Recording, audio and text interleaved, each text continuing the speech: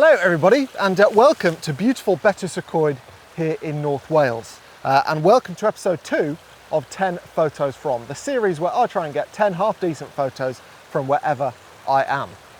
And today it's this beautiful little mountain town here in Snowdonia. Now if you didn't catch episode 1, I've got a few advantages today that I didn't have the other day. Number 1, the sun isn't shining right down on me, the light is a lot softer, and it's raining, which is helpful for mood. Number 2, I'm not on my bike, which does make things a bit easier. And number 3, I've got 3 lenses with me versus the one that I had the other day, so that should help make things easier as well. Similarities, I have seen some sheep already this morning.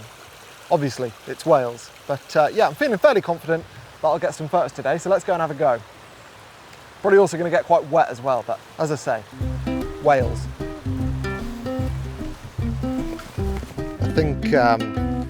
I think after episode 1, it's a fairly reasonable assumption that I should change my subject matter.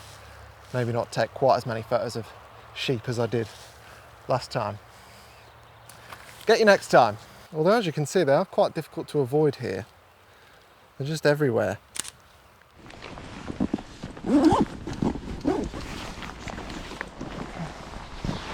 I mean, the thing is though, if they insist in hanging out near a load of really nice bluebells, then I mean, there's not a whole lot I can do, is there? Clearly I'm just gonna have to take a photo. You right there? You're safe, I think, because you're in the wrong direction. That one though, that one stands up. We're golden. That is just very nice. Thank you ever so much for that modelling. Well, this not taking photos of sheep is going well, isn't it? But like I said, it's quite difficult to avoid here in Wales. There are millions of them everywhere. But, brightening up. Lovely. That's a nice one.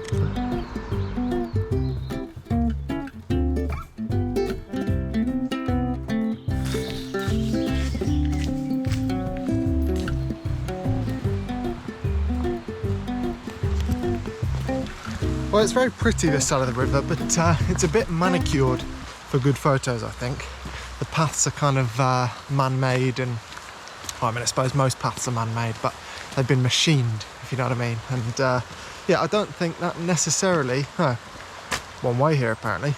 Yeah, I don't think that necessarily leads to good photos all the time. So I'm going to go to the other side of the river where it's a little bit less pruned, and hopefully that'll be more successful.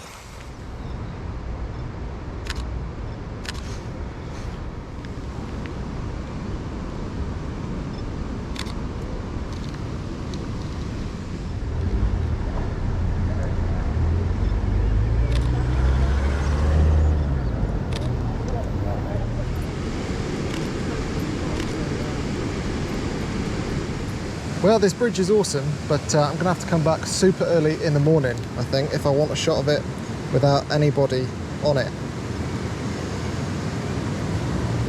16mm though, you get everything, and with a polarizer, the yellow lines really light up. Looks good.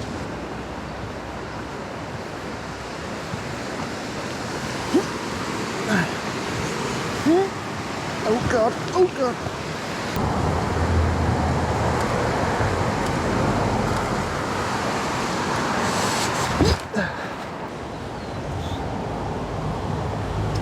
Right, let's go down here, get away from the road.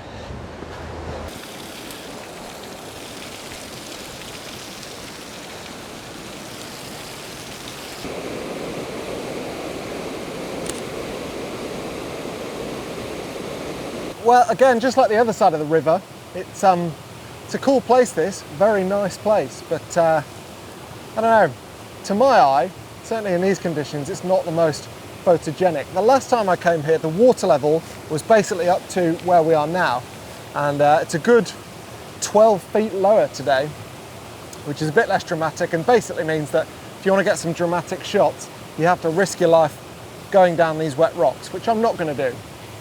Not today, anyway.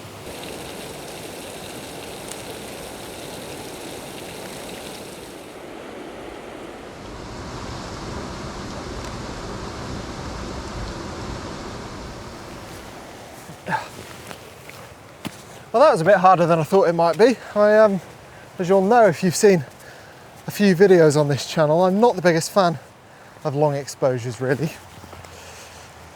Have that removed. Yeah, long exposures aren't typically my bag, which means that when I end up in places like that, when you've got fast flowing water, I end up having to think a little bit more than I otherwise would if I was into long exposures, because the shots become fairly obvious when you're doing long exposure stuff. Also, just quickly while I remember, you might have noticed that I haven't implemented any of the changes that you may well have suggested at the end of episode 3 in the comments. That's because I've not uploaded that video yet. So yeah, if you made suggestions at the end of last video, then maybe they'll be implemented for the next video. Okay, back to the road.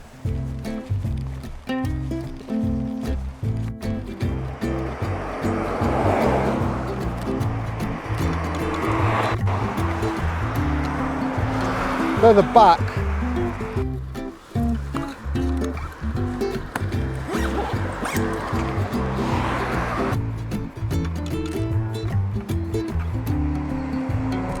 Yeah, those road signs are really annoying. They're going to be difficult to clone out as well.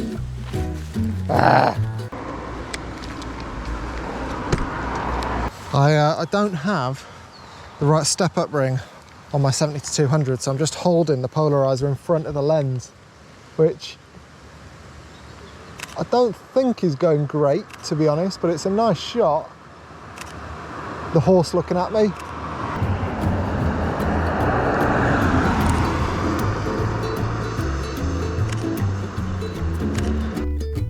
Probably should have tidied some of this up before hitting record, shouldn't I? But never mind. That concludes episode 2. Thank you very much for watching. I thoroughly enjoyed it, a bit shorter than episode 1, because it turns out it's quite difficult to commentate on photography when you stood next to a really busy road, or a raging river, or both. And on reflection, it might not have been the best place for an episode of this, but hey ho, I enjoyed it. Road and river aside, it wasn't without its hiccups. Case in point, this. I got all excited about this image when I saw the Land Rover coming down the road, adjusted my ISO and my shutter speed in time. Unfortunately, I completely missed focus, which I was gutted about, because as you can see, the Land Rover works perfectly with the colour of the building behind, and yeah, rubbish. I also missed focus on this one, which I have absolutely no excuse for, because nothing in the scene was moving. I've got no idea how I missed focus on the goalpost in this one. Rubbish.